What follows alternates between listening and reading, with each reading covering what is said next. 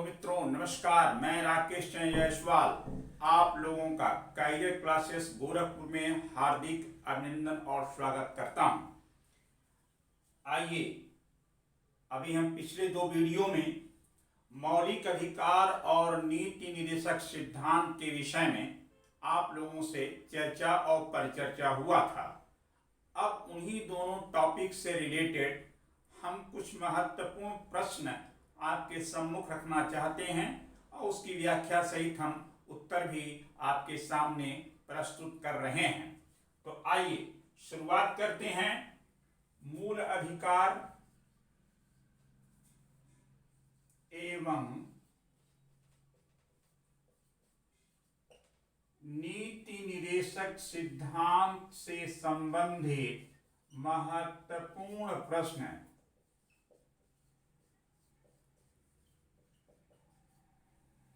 मूल अधिकार एवं नीति निर्देशक सिद्धांत से संबंधित महत्वपूर्ण प्रश्न।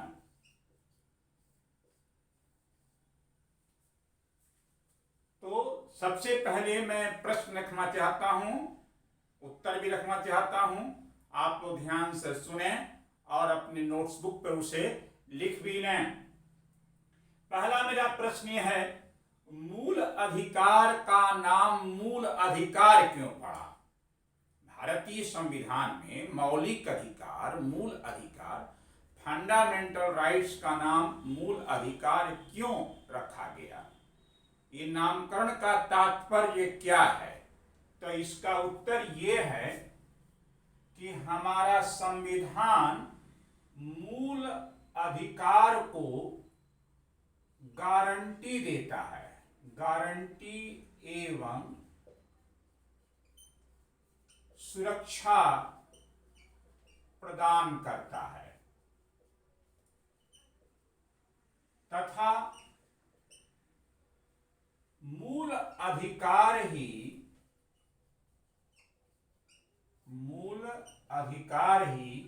विधि का आधार है। मूल अधिकार इसलिए है क्योंकि हमारा संविधान मूल अधिकार को गारंटी एवं सुरक्षा प्रदान करता है तथा मूल अधिकार ही विधि का आधार है, इसलिए इसका नाम मूल अधिकार या मौलिक अधिकार पड़ा। क्लियर? दूसरी बात, दुनिया में सबसे पहले मौलिक अधिकार किस देश में आया? दुनिया में सबसे पहले मौलिक अधिकार किस देश में आया? तो इसका उत्तर है ब्रिटेन। ब्रिटेन दुनिया का वह पहला देश है जहां पर सबसे पहले मौलिक अधिकार आया और उस मौलिक अधिकार का नाम था मैग्ना कार्टा। मैग्ना कार्टा ये आया था इंग्लैंड में वर्ष 1215 ईस्वी में। उसके पहले तो मौलिक अधिकार, मूल अधिकार, फंडामेंटल राइट का कहीं कहीं दूर दूर तक नामो निशान नहीं था। ब्रिटेन का शासक जॉन विलियम ने 1215 ईस्वी में मैग्ना कार्टा के द्वारा अपने नागरिकों को मौलिक अधिकार दिया। क्लियर? उसके बाद आगे सुनिए। डॉक्टर जॉन लॉक राजनीति विज्ञान का वह पहला विचारक है जिसने नेचुरल राइट, प्राकृतिक अधिकार की चर्चा किया। उसने कहा हर व्यक्ति का मौलिक अधिकार नेचर से प्राप्त होता है।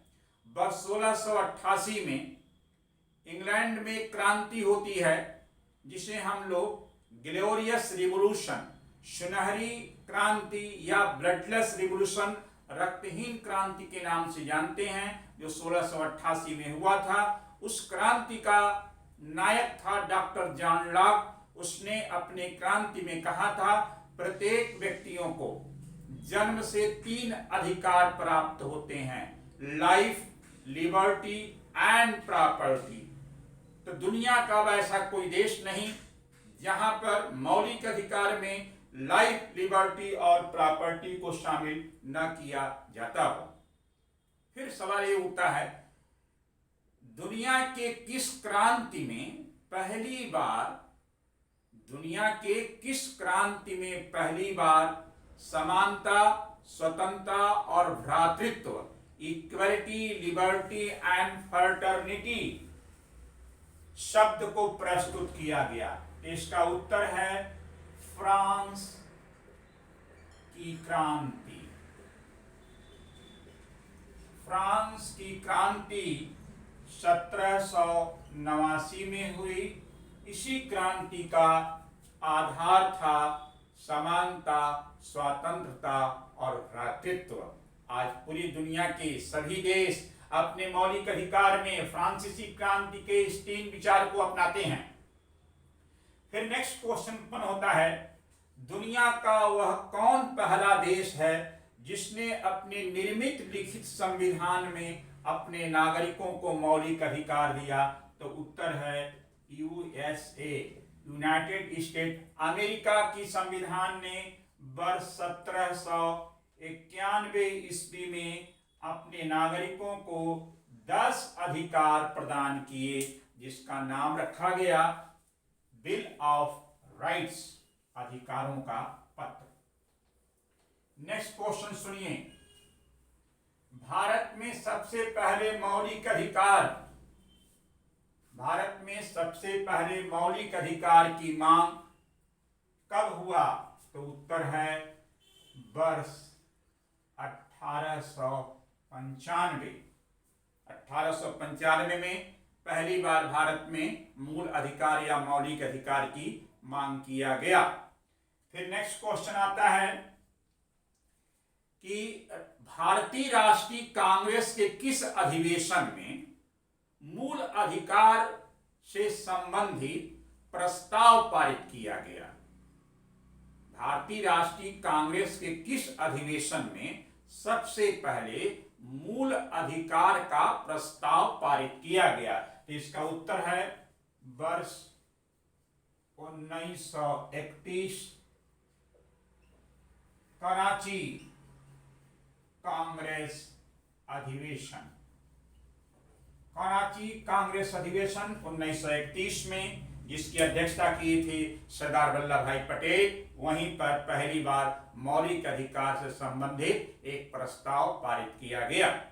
फिर प्रश्न आता है, भारत की वह कौन घटना है जिसमें भारतीयों ने मौलिक अधिकार की मांग अंग्रेजी सरकार से किया? तो मोतीलाल नेहरू रिपोर्ट। मोतीलाल नेहरू रिपोर्ट 1928। इस रिपोर्ट में मौलिक अधिकार की मांग किया गया और उल्लेख किया गया, यद्यपि सरकार ने यानी ब्रिटिश सरकार ने इसे खारिज कर दिया, डिसमिस कर दिया। नेक्स्ट, हमारे मूल अधिकार के वे कौन कौन अनुच्छेद हैं जो सिर्फ भारतीय नागरिकों को प्राप्त हैं? फिर से क्वेश्चन सुनिए, मूल अधिकार के वे कौन कौन अनुच्छेद हैं जो सिर्फ भारतीय नागरिकों को प्राप्त हैं? इसका उत्तर है अनुच्छेद 15, 16, 19, 29 एवं 30। ये 5 अनुच्छेद ऐसे हैं मूल अधिकार के जो ओनली इंडियन सिटीजन, केवल भारतीय नागरिकों को प्राप्त हैं। इन 5 के अतिरिक्त जो शेष मौलिक अधिकार हैं, शेष जो मूल अधिकार हैं,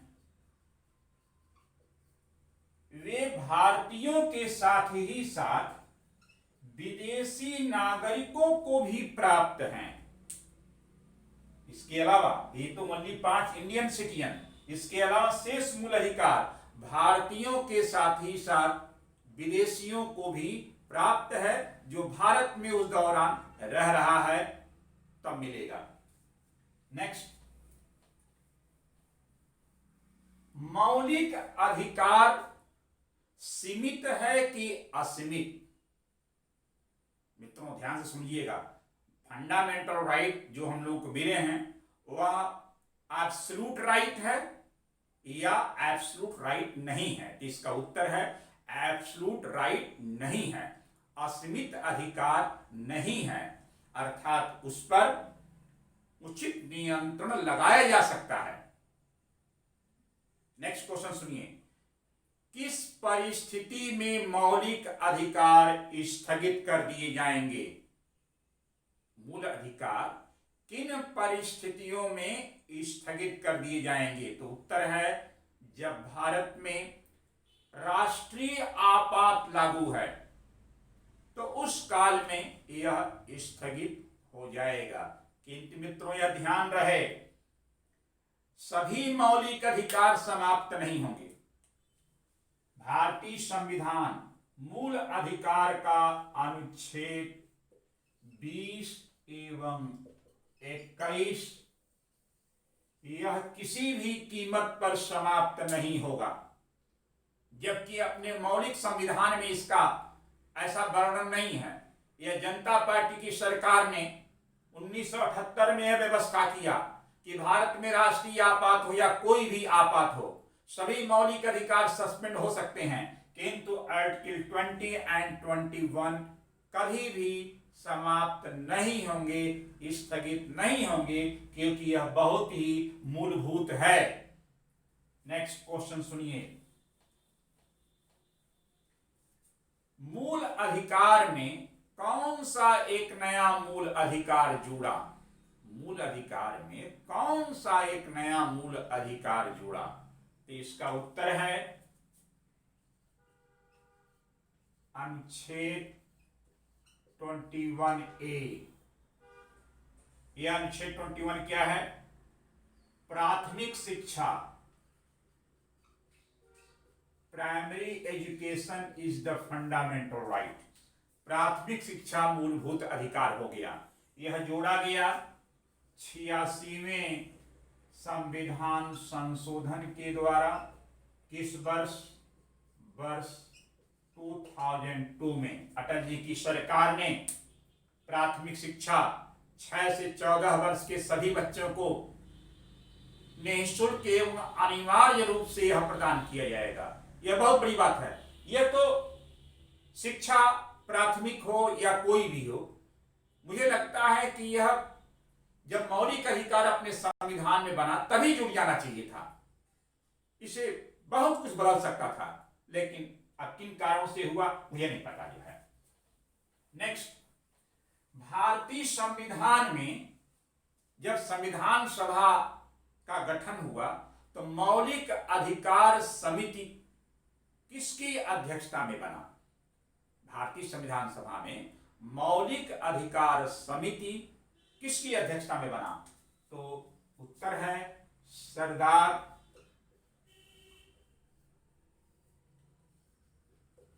वल्लभ भाई पटेल। मौलिक अधिकार समिति के अध्यक्ष थे सरदार वल्लभ भाई पटेल। उन्हीं की अध्यक्षता में मौलिक अधिकार समिति का गठन हुआ था। फिर नेक्स्ट क्वेश्चन आता है, मौलिक अधिकार का संरक्षण और व्याख्या करने का अधिकार किसे प्राप्त है? यकीनन हमारी न्यायपालिका। हमारी न्यायपालिका को मौलिक अधिकार का संरक्षण और उसकी व्याख्या करने का अधिकार न्यायपालिका को है। न्यायपालिका का मतलब supreme court and high court. फिर नेक्स्ट क्वेश्चन आता है, संवैधानिक उपचारों का अधिकार अनुच्छेद 32 में है। तो हाई कोर्ट को किस अनुच्छेद में यह अधिकार प्राप्त है? संवैधानिक उपचारों का अधिकार अनुच्छेद 32 में है। तो हाई कोर्ट को संवैधानिक उपचार करने का अधिकार किस अनुच्छेद में है? तो है अनुच्छेद 226 और हाई कोर्ट को अनुच्छेद 32 में। फिर सवाल उठता है, किस भारतीय मनीषी ने अनुच्छेद 32 को संविधान की आत्मा कहा? तो इसका उत्तर है डॉक्टर बाबा साहेब भीमराव अंबेडकर। उन्होंने कहा था, मेरी नजर में संविधान का कोई भी एक अनुच्छेद संविधान की आत्मा है तो यह यकीनन अनुच्छेद 32 है। नेक्स्ट क्वेश्चन, अगर प्रश्न ये आ जाए कि निम्न में से कौन सा मौलिक अधिकार भारतीय संविधान की आत्मा है और उसमें विकल्प अनुच्छेद 32 न हो तो क्या करेंगे? तो उसका तुरंत उत्तर हो जाएगा समानता या समता का मूल अधिकार। और फिर प्रश्न आ जाए निम्न में से कौन सा अनुच्छेद संविधान की आत्मा है और उसमें अनुच्छेद 32 न हो तो फिर विकल्प हो जाएगा अनुच्छेद 14 अगर है तो अनुच्छेद 14, अनुच्छेद 14 से 18 है तो अनुच्छेद 14 से 18 हम उत्तर लगा देंगे। नेक्स्ट क्वेश्चन, किस अनुच्छेद में सुप्रीम कोर्ट को यह अधिकार है कि वह मौलिक अधिकार को कम करने वाली किसी भी विधि या कानून का निर्वचन करते हुए शून्य घोषित कर देगी? तो इसका उत्तर है अनुच्छेद 13। नेक्स्ट क्वेश्चन, भारतीय संविधान का वह कौन दो अनुच्छेद है जिसमें राज्य को डिफाइन किया गया है, राज्य को परिभाषित किया गया है?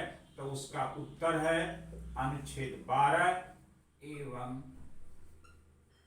अनुच्छेद 36। ये दो ऐसे हमारे अनुच्छेद हैं जो राज्य को डिफाइन करते हैं, उसे परिभाषित करते हैं। नेक्स्ट क्वेश्चन, भारतीय संविधान के किस अनुच्छेद में कानून का संरक्षण का उल्लेख है? भारतीय संविधान के किस अनुच्छेद में कानून का संरक्षण यानी सभी नागरिकों को कानून के समक्ष संरक्षण दिया जाएगा, इसका उल्लेख है अनुच्छेद 14 में। और यह व्यवस्था हम लोगों ने ग्रहण किया कहां से? अमेरिका से। जबकि प्रत्येक भारतीयों को विधि के समक्ष समानता का सिद्धांत, विधि के समक्ष समान माना जाएगा, यह व्यवस्था हम लोगों ने ग्रहण किया है कहां से? ब्रिटेन के संविधान से। नेक्स्ट क्वेश्चन, भारतीय संविधान का वह कौन सा अनुच्छेद है जिस अनुच्छेद में लिखा गया है विधि द्वारा स्थापित प्रक्रिया को छोड़कर किसी भी व्यक्ति को इस अधिकार से वंचित नहीं किया जाएगा? तो इसमें जो शब्द है विधि द्वारा स्थापित प्रक्रिया, यह शब्द हम लोगों ने किस देश के संविधान से ग्रहण किया है? तो इसका उत्तर है जापान। नेक्स्ट क्वेश्चन सुनिए, भारतीय संविधान की जो मूल अधिकार है वह मूल अधिकार में संशोधन हो सकता है या नहीं होगा, इसकी चर्चा किस केस में किया गया? तो इस केस की चर्चा किया गया गोलकनाथवाद। गोलकनाथवाद 1967 में सुप्रीम कोर्ट में एक मुकदमा आया। इस मुकदमे में सुप्रीम कोर्ट ने निर्णय दिया कि मौलिक अधिकारों में संशोधन और परिवर्तन करने का अधिकार संसद को नहीं है, क्योंकि यह मूलभूत है, इसमें हस्तक्षेप नहीं कर सकते हैं, संशोधन की तो बात ही छोड़िए। तो यह निर्णय हो गया। कुछ वर्षों के बाद 1973 में सुप्रीम कोर्ट में एक और केस आया, केशवानंद भारतीय वाद।